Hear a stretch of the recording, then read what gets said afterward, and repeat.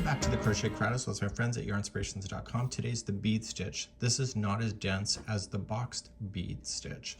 And so you can see that there's gaps in between the work that you see, and the other side looks just as nice as well. So without further ado, if you'd like to change the size of this one, it's in multiples of 2 plus 1. So let's grab our crochet hook and let's play.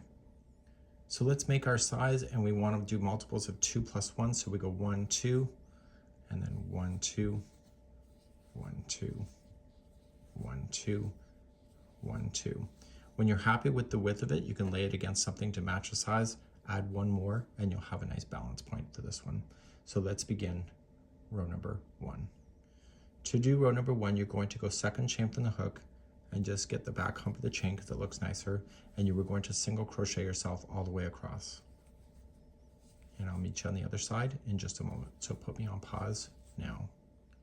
No matter how big your chain is, you'll always come to the end and you will turn your work and start row number 1, and we're going to be starting the bead stitch in just a moment.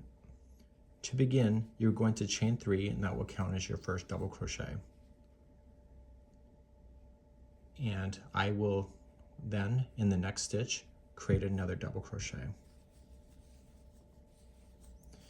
Around this post here, you're going to do a bead stitch. To do that, you're going to wrap the hook going right around the post itself and pull through. And you want to do that a total of 3 times. So keep the order the same on the hook because it matters the way that it will look when it lays down flat. So wrapping 3 times, and you will have 6 loops. Yarn over, pull through all 6 loops. So I didn't pull through the first one yet, then pull through the final 2. And there is the bead stitch. That counts as the next one that it's sitting on top of, okay? So then you're going to come to this one right here, and you're going to double crochet and apply another bead stitch around that double crochet. So just remember to wrap once, wrap twice, and wrap 3 times.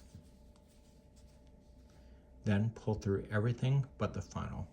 So yarn over, pull through, and they'll pull through the final 2. So if you get too carried away, the order in which these lay down will look different. So you want to be very consistent. So skip in the next one and just double crochet and a bead stitch. So once, twice, 3 times. Yarn over, pull through, and then pull through the final 2. So do this all the way across. For those that are ready to finish, just continue with me. So skip in the next one, and you are going to double crochet the next, and those will be the last one before your edge. So then just apply your bead stitch around that one.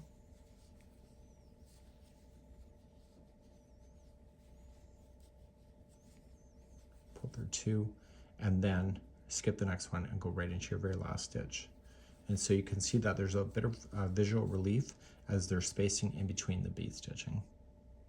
So turn your work and let's do the next row.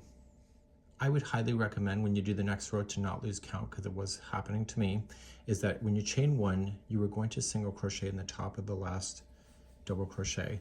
Just remember that there's always 2 stitches sitting above a bead stitch, and I was not paying attention because I was watching TV, so I was getting misaligned. As soon as you start missing a stitch, it will change the number of beads that will happen next time.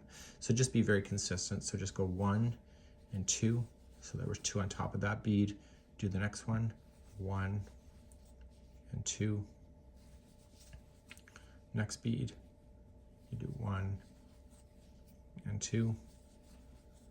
The next bead, 1 and 2, and then eventually you come right to the end. This is the chain 3. Make sure you put in a stitch right in the top of that chain, or you'll be missing something for the future. And then you can turn your work and look at the beautiful stitch work now. So let's start another row of beads just to get you going.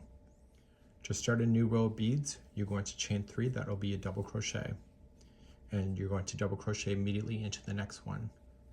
And then that's where you're going to apply your bead stitch around that one. So we just wrap 3 times. So once, twice, 3 times. Now there's a bit of friction coming to the ball to me at the moment.